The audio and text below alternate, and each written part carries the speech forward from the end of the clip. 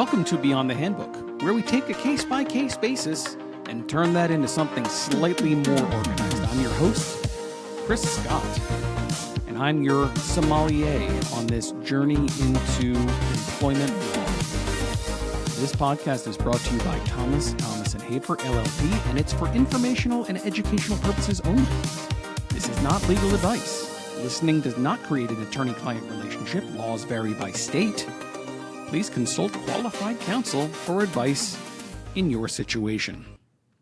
Good afternoon. We are here talking about the FMLA, specifically the classic two ways where employers can get into trouble: interference and retaliation. But before we get into those two doors in the haunted hallway, let's start with the thing that quietly creates half the problems. There are no magic words in the FMLA. Employees don't have to walk into HR, ring a bell, and announce, "I hereby invoke my rights under the Family and Medical Leave Act," or as a very famous Michael Scott said, "I declare bankruptcy." They don't have to say, "I have a serious health condition." They don't have to cite federal regulations. In real life, FMLA sounds like, "My doctor wants me out for a few weeks," or "My mom's having surgery and I need to help out," or "I have treatment for cancer on Fridays," or "I'm dealing with something medical and I can't really talk about all of it." If the employee gives you enough to put you on notice that the leave might be for an FMLA qualifying reason, that's where your obligation as an employer kicks in. Which means your compliance plan can't be, "Well, if they don't say the magic word, we don't have to do anything." That's not a plan. That's an origin story for a lawsuit. So keep in mind as we go through the two doors: left door, interference; right door, retaliation. Left door, interference. Did you deny or interfere with that FMLA right? Right door, retaliation. Did you punish someone for saying or wanting to use FMLA? Then we'll hit the plot twist, because FMLA sometimes can be tied for a company, but it can also sometimes be tied for Phyllis from HR. All right, let's get into this. This is where the train generally leaves the tracks. Here's the scenario. An employee can say, "I need time off because my spouse has surgery and I'm the only one that can help." The supervisor hears, "I only want PTO. I want to take time off." Well, what does Phyllis from HR hear? Well, if it's not in the request portal with the correct drop-down menu used, then it doesn't exist for me. And that, my friends, is how you end up someone burning through vacation, getting written up for absences, only later, after their discipline and their discharge, somebody looks back and says, "Well, could this have been FMLA? Should we have been using FMLA?" Remember, employees are not required to speak legal. Employers are required to recognize when the facts suggest FMLA and route it correctly. But an employer does not need to be mind reading. Here's the rule. If it sounds medical, caregiver related, treatment related, it's an HR or FMLA intake question, not a supervisor gut call. Let's go through door number one: interference, denial without the villain. Interference is a claim where everyone insists that they're the good guy. It's often caused by process collisions. HR approves something, operation penalizes it, and the employee becomes the tennis ball. Here's Maria versus the attendance system as a real-world example.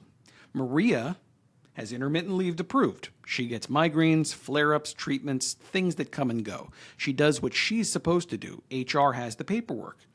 But then the attendance system, the cold, automated, unblinking light, keeps assigning points and assessing her points under the absence system. It's like a Roomba. It doesn't recognize protected leaves, only crumbs. Maria's supervisor says, "I'm just enforcing the policy." And Phyllis, again Phyllis, from HR says, "Policy is policy. I'm unblinking." That's a sentence that's never improved a situation in any way, but has launched many lawsuits. So we have Maria accumulating points. We have a written warning, a final warning, and a termination. That, my friends, can be interference because the employee was entitled to protected leave and was disciplined for using it. Interference only shows up when 1. Leave requests sit long unanswered. 2. Notices don't go out. 3. Employees are discouraged from taking leave. 4. Call-ins get routinely weaponized against intermittent leave. 5. Employees are required to provide more medical detail than is necessary. Remember, it often starts with the employee didn't use the magic words. They didn't have to use magic words. Remember that. You had enough information to ask the right follow-up questions. You don't need to be a mind reader, but you also get called on the carpet if you ignore all the signs. The interference takeaway in this scenario is your policies must be able to recognize and exclude protected leave. Your system can't do that, then the system is the problem. Door number 2, retaliation. The story the jury understands. Retaliation, where the law becomes the story and the stories are what juries remember. Retaliation is, I took protected leave and then I got punished for it. Here's your example. Jake returns from FMLA leave and becomes a problem immediately overnight. So let's say our hero Jake takes his approved leave. He returns. On day 3, his manager says, Jake, we need to sit down and have a talk about your commitment. Suddenly, schedule changes, overtime disappears, write-up starts, performance issues are discovered in bulk, quote-unquote discovered. Documentation looks freshly printed. Even if there is a legitimate business issue somewhere in the mix, the timing is the problem. Leave happened. Consequence can also happen. This is where those no magic words concepts come back. Supervisors sometimes retaliate without realizing it because they never treated the leave as protected in the first place. One hand is not talking with the other one. The manager thinks they're unreliable. They came back after taking time off and they're not doing their job. But if the unreliability is related to protected leave, there's retaliation there and nobody even knows it. Here's the retaliation takeaway. Make sure that you're always talking to your supervisors and managers about when people are taking protected leave. You don't need your supervisors to approve it, but you need to let them know when it's happened. Now for the part that makes managers and certain HR professionals stay up at night. Here's the part where you listen up and you perk your ears up. Under the FMLA, under the right circumstances, and in the right jurisdiction, individual supervisors and HR managers can be personally liable, especially if they exercise real control over the employee's schedule, discipline, and leave decisions. Translation: in certain circumstances, the supervisor isn't just a witness, they can be a named defendant. And yes, the company is still in the case, but now the case is entitled The Employee versus the Company plus Todd from Operations and also Phyllis from HR. And if you've ever dealt with Phyllis from HR, you know that energy. She doesn't yell, she doesn't threaten, she just forwards a policy with a timestamp and a PDF that looked like it was born in 1988 and refuses to die. So when I say training matters, I don't mean it's nice to have. I mean we don't want Phyllis learning what personal capacity means in federal court. What can we do? Here is your checklist, the stuff that actually reduces the risk. No supervisor freestyle. Supervisors do not get to decide whether FMLA is FMLA. They route it every time to HR. Give them one safe sentence to repeat. Thanks for letting me know. I'm going to connect you with HR so that they can handle this properly. Train on no magic words.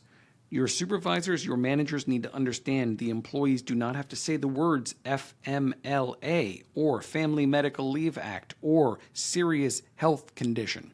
If the facts suggest that it might qualify, treat it like protected leave and send them through the right routing intake. Next, fix the attendance system. Protected absences must be excluded. If they aren't, you're basically auto-generating interference claims and possibly retaliation claims. Next one, ban discouraging comments. No, this is a bad time, or are you sure? Oh, we really need you at this time of year. Those comments are the kind of evidence that becomes a highlight reel, especially if they're done in a text format. Next one, be cautious on the employee's return to work. If you're going to discipline or terminate after leave, make sure the record existed before the leave and is documented in a way that doesn't rely on unreliability as a proxy for protected time off. We don't want to necessarily be involved in a situation where a person uses a protected leave and then they are fired as a ginned up reason because they used FMLA. Keep documentation factual. Keep dates, incidents, and metrics. Avoid vague labels like bad attitude or not committed when leave is in the picture. We talked about this last time involved in our handbook with discipline and discharge. Avoid those generalized labels. Be very specific. If you do those things, you can reduce all types of claims. All right, here's our wrap up. FMLA interference is often the process failure of policies and systems that deny protected leave, sometimes without even anyone intending to do it. FMLA retaliation is the narrative failure. Protected leave is held against someone and the story writes themselves in text messages, in phone calls, and ultimately in separation from employment. Remember, the key point that we started with is that there are no magic words. Employees don't have to say the word FMLA for your obligations to kick in. You don't have to be a mind reader, but they don't have to be very specific. You have to meet in the middle somewhere. Good rule of thumb is if you're involved in a situation where a person is asking for an accommodation under the Americans with Disabilities Act, you're probably on notice of some sort of FMLA scenario. Keep a watch out for leave under that scenario. If the facts put you on notice, that's the moment you route it correctly. Also, depending on the facts, the FMLA can expose individuals, yes, potentially you fellas from HR, to liability, which is why supervisor training is not a formality, it's a liability containment. If you'd like a one-page FMLA checklist with supervisor scripts, red flags, do's and do not do's, reach out to me via email and I'll be happy to send it to you. My email is cscott@tthlaw.com. Thanks for listening. Next time we're talking about performance improvement plans, how to write a PIP that actually improves performance, and how to avoid turning it into a pre-termination receipt with your signature right on it. I'm Chris Scott. This is Beyond the Handbook, where the policy ends and the real work begins.